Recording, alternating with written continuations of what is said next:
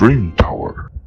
안녕하십니까. 돈 되는 부동산 함주원입니다. 네, 오늘은 다주택자 분들을 위한 법안이 발의가 돼서 자세하게 이야기해보는 시간 갖도록 하겠습니다. 화면을 보시면은 지금 보도 자료가 나와 있습니다. 더불어민주당에서 5월 20일 날 발표를 했다라고 보시면 될 것 같은데요. 보시면은 무주택자 전월세 공제 확대, 그 다음에 착한 임대인 보유세 감면, 그 다음에 이게 중요할 것 같은데요. 불합리한 다주택자 종부세 기준이 변경, 바로 부동산 사법 발의했다, 이렇게 나와 있습니다. 관련된 이야기 자세하게 나눠보도록 하겠습니다. 네, 내용을 보시면 이제 첫 번째로 나와 있죠. 무주택자 주거 안정과 불합리한 종부세 기준 조정을 위해 의원 총회에서 논의된 부동산 사법을 발의했다라고 나와 있습니다. 아직까지는 확정이 된 법안이 아닙니다. 발의 말 그대로 건의를 했다라고 이해를 하시면 될 것 같고요. 두 번째 보시면은 무주택자의 월세 세 공제, 전세 소득 공제 확대하는 조세 특례 제한법과 소득세법 개정안 발의를 주거 비용 부담을 크게 경감이 될 것으로 기대되고 있다, 이렇게 나와 있고요. 그 다음에 세 번째로 보시면은 또한 신규 계약 시 상승률을 5%로 제한하는 이제 임대차 3법이죠. 전월세 상한제, 전월세 5% 상한을 지킨 분들에게는 임대 물건의 보유세를 50%로 감면하는 조세 특례 제한, 이제 개정안도 발의했다. 이것을 바로 임대차 3법이 더 안착하는 데 기여할 것으로 보여지고 있다, 이렇게 나와 있고요. 그 다음에 마지막 네 번째죠. 네 번째, 요게 이제 다주택자 분들에게 굉장히 유리할 것으로 보여지고 있는데요.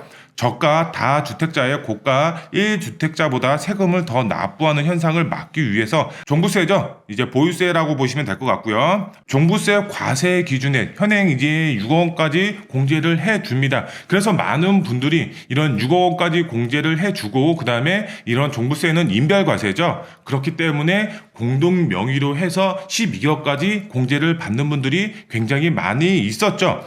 개인당 6억 원까지 공제가 됐었던 이것을 1주택자 종부세 기준 11억 원까지죠. 1주택자 분들의 경우는 11억이 넘지 않는 선에서 11억까지는 공제를 해줬습니다. 이것을 상향하는 종합부동산세법 개정안도 발의했다. 말 그대로 지금 1주택자 분들의 경우는 11억까지 공제를 현재 받고 있죠. 다주택자 분들의 경우는 6억 원까지였습니다. 근데 이 다주택자 분들이 공제받는 6억 원이 바로 11억까지 올라간다, 이렇게 이해를 하시면 좋을 것 같은데요.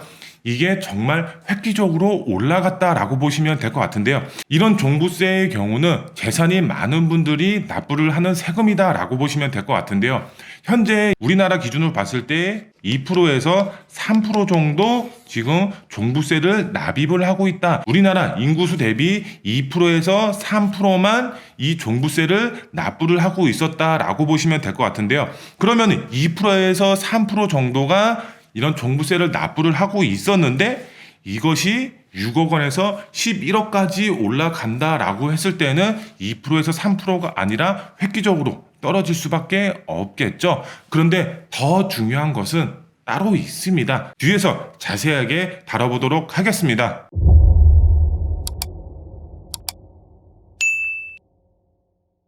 이런 민주당에서 발의된 내용 자체를 보면은 다 중요하지만 이 안에서도 굉장히 중요한 항목이 세 가지가 있습니다. 상세하게 설명을 드리도록 할 텐데요. 종부세 관련 법안 어떤 것이 있는지 관련된 내용을 보면은 우선 법인의 경우입니다. 법인 종부세 과세 대상이 현재는 없었습니다. 빵원이었다라고 보시면 될 것 같은데요. 이게 3억 원까지 향상이 됐었습니다. 종부세 법인으로 주택을 취득을 하면은 무조건 납입을 했어야 됐었습니다. 과세 대상이 빵원이었습니다. 하지만 요게 3억 원까지 향상이 됐었다.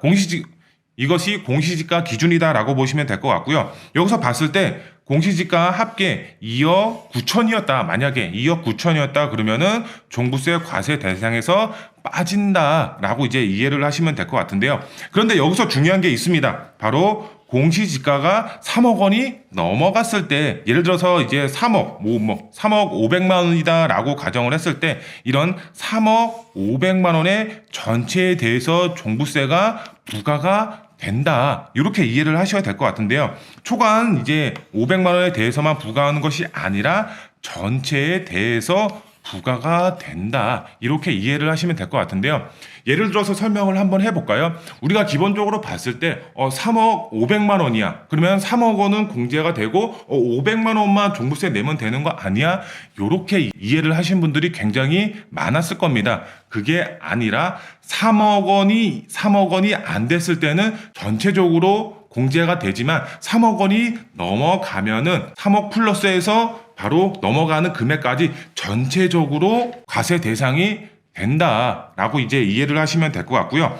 두 번째로 봤을 때 요게 이제 중요하죠. 다주택자 종부세 과세 대상이 현재는 인당 과세로 해서 6억 원까지 과세 대상이었습니다. 하지만 이게 11억까지 향상이 됐다라고 보시면 될 것 같은데요. 두 번째를 보시면 다주택자 분들이죠. 종부세 과세 대상이 현재는 6억 원이었습니다. 근데 이게 11억까지 올랐다라고 이제 보시면 될 것 같은데요.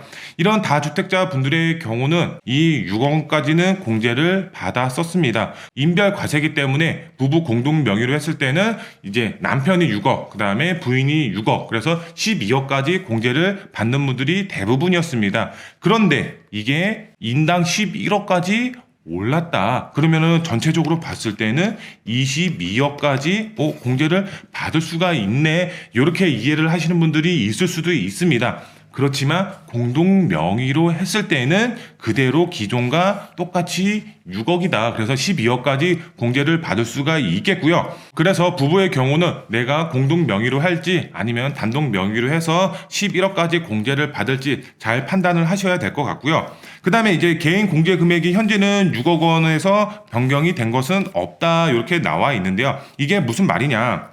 11억 초과 시 11억 전체에 대해서 부과하는 것이 아니라 6억 원 공제 후에 부과가 된다. 이렇게 이해를 하셔야 될 것 같은데요.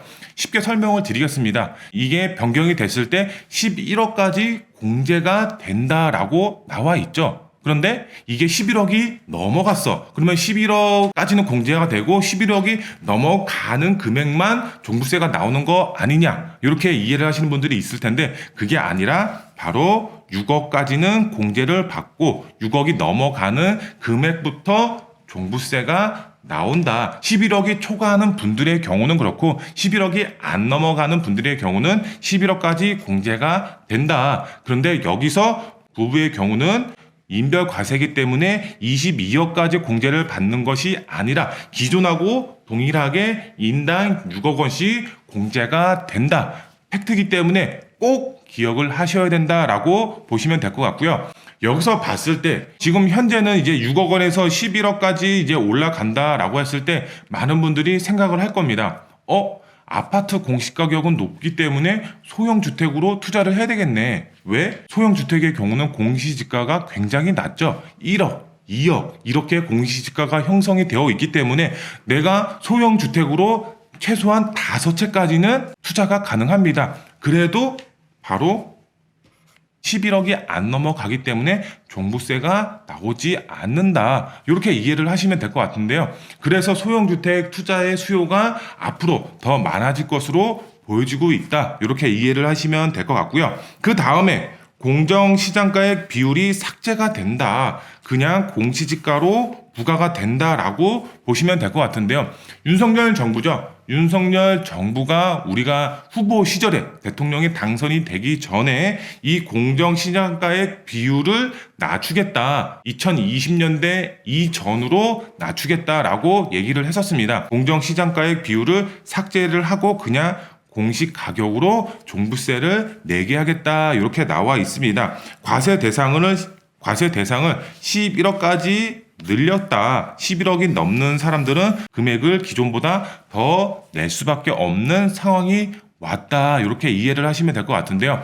우리가 이제 문재인 정부죠. 문재인 정부가 이제 작년에 이제 95%까지 공정시장가액 비율을 올렸었습니다. 22년도에는 100%까지 올린다라고 얘기를 했었습니다.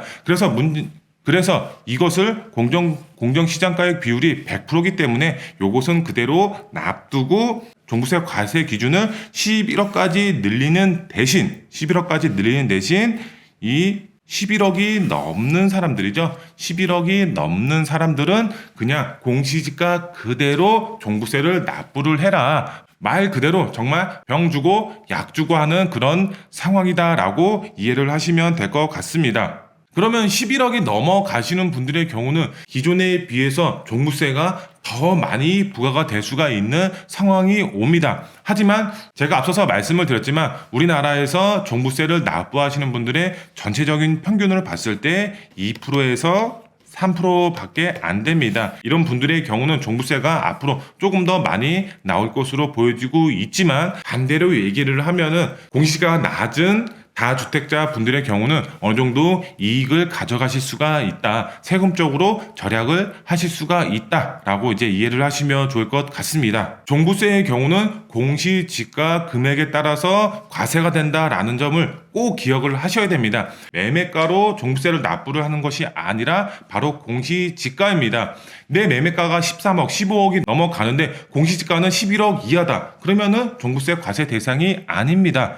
그렇기 때문에 내가 가지고 있는 집의 공시지가가 얼마인지 꼭 기억을 하시고 투자가 됐던 주택을 매수하시면 좀 더 유리하게 절세 효과를 보시지 않을까라고 말씀을 드릴 수가 있겠습니다. 네, 그리고 한 가지 더 추가적으로 말씀을 드리면은 예상입니다. 제 예상이지만 1주택자의 경우는 공시지가 11억까지 공제가 됩니다. 그리고 이제 다주택자 분들이죠. 지금은 6억에서 11억까지 올라간다라고 가정이 됐을 때 형평성이 안 맞죠? 1주택자는 그대로 11억이고 다주택자 분들은 11억까지 올랐고 둘이 똑같은 상황입니다. 형평성이 안 맞기 때문에 1주택자의 경우 지금은 현재는 11억이지만 12억, 13억 요 정도까지 상한이 되지 않을까 조심스럽게 예측을 해볼 수가 있겠습니다.